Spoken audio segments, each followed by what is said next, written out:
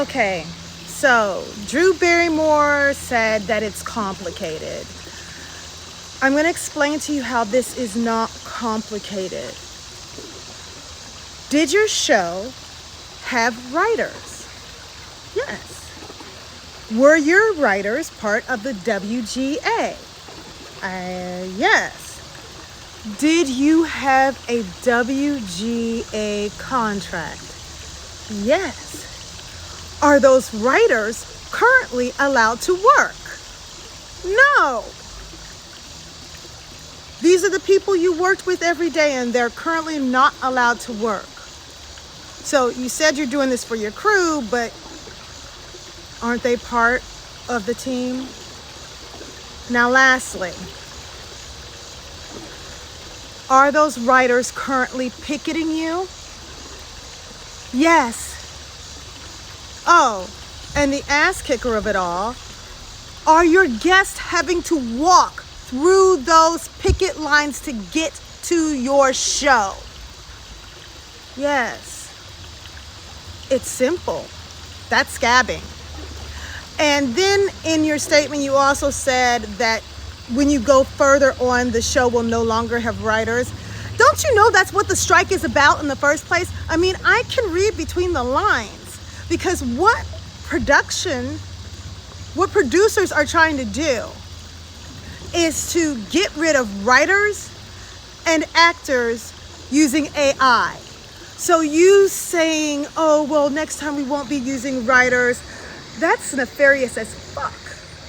Because literally, this is what the strike is about. It's about you replacing writers with AI. Oh, and also, producers are finding out that AI will not work for them because they are not allowed to copyright that material.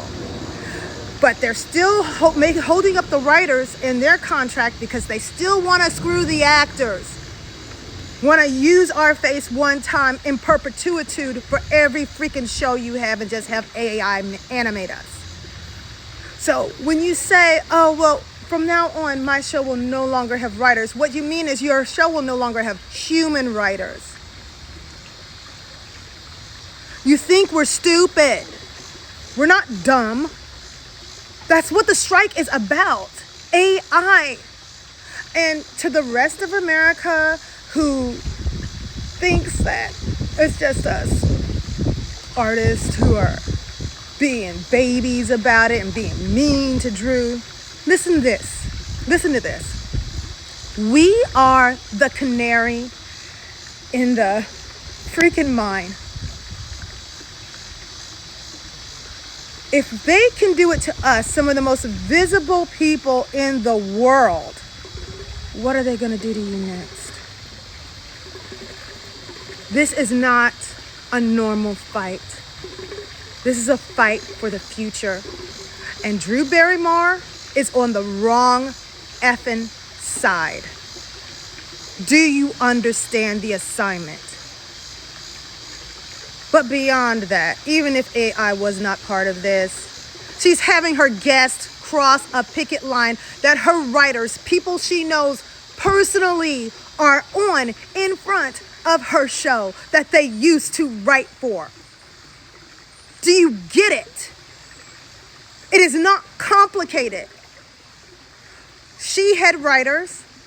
They are WGA writers. She had a contract with the WGA. The WGA is on strike. Her show is not allowed to be up. It is not complicated. Do you think actors or writers would ever cross the Teamster picket line? Do you think we would ever cross IATSE's picket line? Camera people belong to IATSE. Makeup artists belong to IATSE. They're not on strike yet. But do we really need makeup artists with AI?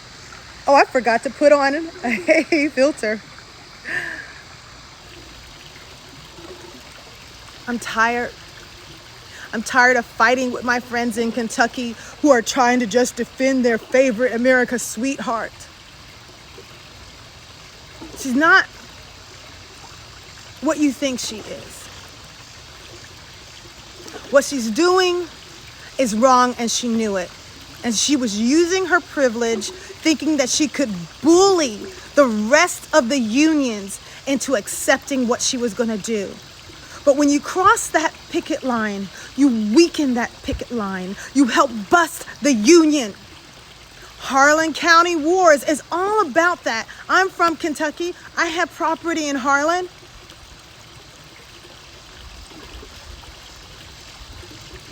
There's a whole thing going on here that none of you understand. And I'm just sitting here watching people who aren't on strike tell me what's right or wrong. I am pissed. You should be too, because she gaslit you. Just like another TikTok person told us she would the day it happened, the day she announced she was redoing her show. And I am referring to Under the Desk News because I love her. And I saw it the day that she posted, but I didn't think in Kentucky I would have to be having this fight. I didn't think in Kentucky my friends would not believe me. They know me. But they believe a woman who literally is part of the foundation of old Hollywood. They want to go back to taking advantage of as many people as possible. And she might think that what she did wasn't as nefarious as how I feel it is, but she knew. She knew. She knew. She just thought we were too dumb to realize that if we let her get away with this shit, they're gonna take us all. Now everybody feels sorry for Drew Barrymore, and that's not who you should feel sorry for. You should feel sorry for the writers she worked with that she betrayed by relaunching her show. And her saying, well, from now on, we're just gonna do it without writers. You think they're gonna ad-lib? No, they're gonna put that crap through an AI. That is literally what this strike is about. But you can't copyright any of that because AI is not copyrightable. So, haha. Thank you, Under the Desk, for giving me a chance to at least explain to my friends what was wrong. They still don't get it. And that's what the producers are banking on, that no one's going to understand it until it's too late. Until literally their lives, their somewhat normal, non-performative, non-writer, actor, art life is impacted, because it will be impacted by this. And Drew Barrymore is the pretty little face that they're using to let you accept it. That's it. That's all I have to say. I'm just going to close it out one more time and say, it's not complicated. It's not complicated. You're being gaslit. It's not complicated if you had writers for a show and now you don't. It's not complicated if you had a WGA contract and the WGA is on strike. It's not complicated. It's not complicated if you restarted your show without your writers, and those very writers are on the picket line in front of your studio. It's not complicated. It's scabbing. That's being a scab.